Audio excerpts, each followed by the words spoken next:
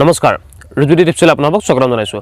আজি আমি কথা পাতিম মুৰ্গী পালনৰ 5টা গুৰুত্বপূৰ্ণ কথা। এইকেইটা কথা যদি আপুনি ধ্যান নাৰাখে তেন্তে আপোনাৰ মুৰ্গীৰ যিখন ফাৰ্ম আপুনি বনাম বুলি ভাবি আছে সেই ফাৰ্মখনত আপুনি লোকচান খাব। আৰু এইকেইটা কথা সদায় ধ্যান ৰাখিব আৰু আপোনাৰ ব্যৱসায় সফল হওক মই সেইটোৱে বিচাৰোঁ।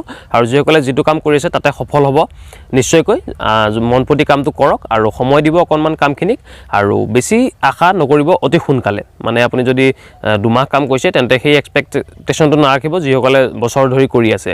আৰু যদি আপুনি কণ্টিনিউ কৰিব পাৰে যিকোনো কাম এটা কণ্টিনিউ যদি কৰে তাত আপুনি নিশ্চয়কৈ সফল হ'ব। আমি আজি মুৰ্গী পালন কৰিছোঁ, অকণমান লোকচান হোৱা দেখি যদি আমি কাইলৈ নকৰা হৈ যাওঁ তেন্তে সেই মাৰ্কেটটো আপোনাৰ বেলেগে ল'ব।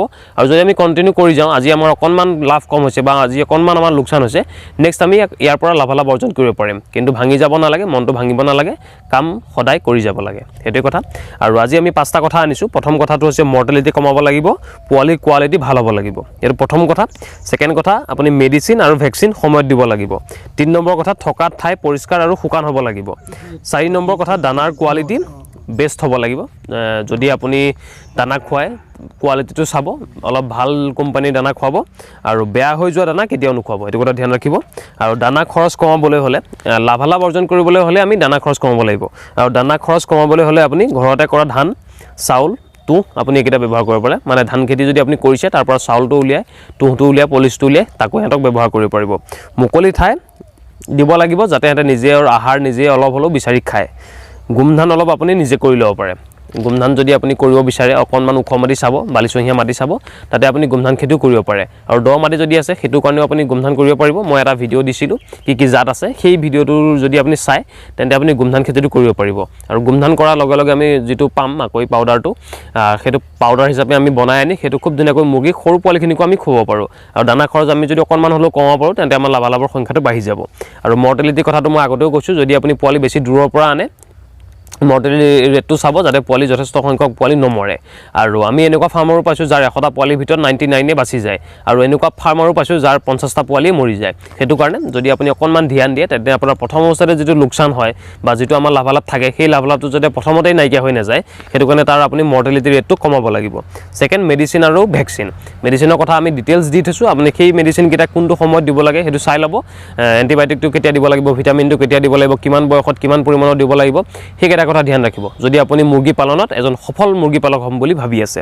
আৰু ভেকচিনটোৰ কথা মই ক'লোৱেই, ভেকচিন আপুনি প্ৰপাৰ সময়ত দিবই লাগিব, তাৰ কোনো ডিমত নাই। আৰু ভেকচিন যদি নকৰে তেন্তে আপোনাৰ মুৰ্গীৰ অকালতে বিয়োগ হ'ব, অকালতে মৰিব, সেইটো কথা ধ্যান ৰাখিব। আৰু থকা ঠাই পৰিষ্কাৰ আৰু শুকান, সেইটো কাৰণেই ক'লোঁ যে সিহঁতৰ CRD বেমাৰটো খুব সোনকালে লাগে। CRDটো লাগিলে সিহঁতৰ ডিঙিটো খকখকাই থাকে, উশাহ ল'ব নোৱাৰে, নাকেৰে পানী ওলাই থাকে, মুখেৰেও পানী ওলাই থাকে। সেই বেমাৰটো হ'লে আপোনাৰ মুৰ্গীটো বচোৱাৰ কোনো উপায় নাথাকে। সেইটো কাৰণে যিমান পাৰে আপুনি ড্ৰাই পৰিৱেশত সিহঁতক ৰাখিবলৈ যত্ন কৰিব, পৰিষ্কাৰ পৰিচ্ছন্ন সদায় কৰি ৰাখিব গঁৰালটো। আৰু মুৰ্গী পালনত মই এটা কাৰণেই গুৰুত্ব দি আছোঁ, লোকেল মুৰ্গীটোৰ কাৰণে, যাতে ইয়াৰ আমি কণী প্ৰডাকশ্যনটো কৰি নিজে পোৱালি বনাই বা কণী প্ৰডাকশ্যনটো আমি কৰিব পাৰোঁ। আৰু সোণালী মুৰ্গী হওক বা বাকী মুৰ্গীখিনি হওক, সেই মুৰ্গীখিনিতকৈ যিটো লোকেল মুৰ্গীৰ টেষ্ট সেই টেষ্টটো খুব ধুনীয়া হয়। আৰু সেই টেষ্টটো যদি আমি বৰ্তাই ৰাখিব পাৰোঁ, সেই আহাৰটো যদি আমি যিসকলে বিচাৰে বা লোকেল মুৰ্গী খাম বুলি বিচাৰে তেওঁলোকক যাতে আমি খুৱাই থাকিব পাৰোঁ, সেইটো কাৰণে মই লোকেল মুৰ্গীৰ কথাটোত বেছি গুৰুত্ব দিছোঁ। আৰু আমাৰ যিখিনি স্থানীয় বস্তু আছে সেই বস্তুখিনি সদায় আমি কণ্টিনিউ কৰি যাব লাগিব। যদি লোকেল মুৰ্গী মাৰ্কেটে সোণালী মুৰ্গীয়ে লৈ লয় বা বেলেগ মুৰ্গীয়ে লৈ লয় তেন্তে লোকেল মুৰ্গীটো লাহে লাহে নাইকিয়া হৈ যাব, মানুহে পালন কৰিব নিবিচৰা হ'ব। যদিও আমাৰ লাভটো কম হয় তথাপিও মুৰ্গীটো আমি ৰাখিব লাগে কমকৈ হ'লেও, যাতে তাৰ পৰা আমি পোৱালি নিজেই বনাই যাতে দানা খৰচটো হওক বা পোৱালি খৰচটো হওক আমি মেইনটেইন কৰিব পাৰোঁ। সেইটো কাৰণে অকণমান লোকেল মুৰ্গীও আপোনালোকে পালন কৰিব। সোণালী মুৰ্গী বা বাকী মুৰ্গীখিনি আপুনি ফাৰ্ম আকাৰে ধুনীয়াকৈ কৰি ল'ব পাৰে, কোনো ধৰণৰ অসুবিধা নাই যদি আপুনি মাংসৰ কাৰণে বিকিম বুলি ভাবে।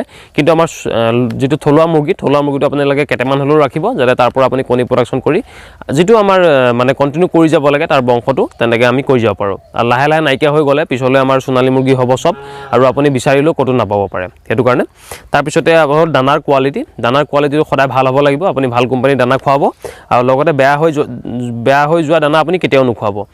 দেখা যায় কেতিয়াবা ভেঁকুৰ লগা বা মাকৈটো ৰাখি থৈছিলোঁ ভেঁকুৰ লাগি গ'ল, হাঁহক আছে মুৰ্গী আছে খুৱাই দিলোঁ, তেনেকুৱা নকৰিব। তেনেকুৱা কৰাৰ কাৰণে আমাৰ ওচৰতে এজন ফাৰ্মাৰৰ যথেষ্ট হাঁহ মৰিছিলে, 20-30টামান হাঁহ মৰি গৈছিলে, তেওঁ ভেঁকুৰ লগা মাকৈ খুৱাইছিলে। সেইটো কাৰণে মাকৈয়ে হওক বা যিকোনো দানাই হওক আপুনি ভেঁকুৰ লাগি গ'লে বেয়া হৈ গ'লে সেই দানাটো কেতিয়াও হাঁহ মুৰ্গীক আপুনি নোখোৱাব। আৰু দানা খৰচ কমাবলৈ মই ক'লোৱেই, আপুনি দানা নিজেই ধান খেতি যদি কৰে তাৰ পৰা আপুনি চাউলটো উলিয়াব পাৰে, তুঁহটো উলিয়াব পাৰে, পলিচটো উলিয়াব পাৰে, সেইকেইটা আপুনি ব্যৱহাৰ কৰিব পাৰে। আৰু মাকৈটো যদি আধা বিঘা 1 বিঘামান কৰি ল'ব পৰা যায় তেন্তে আমি 100-200 মুৰ্গী খুব ধুনীয়াকৈ আৰামত পালন কৰি থাকিব পাৰিম।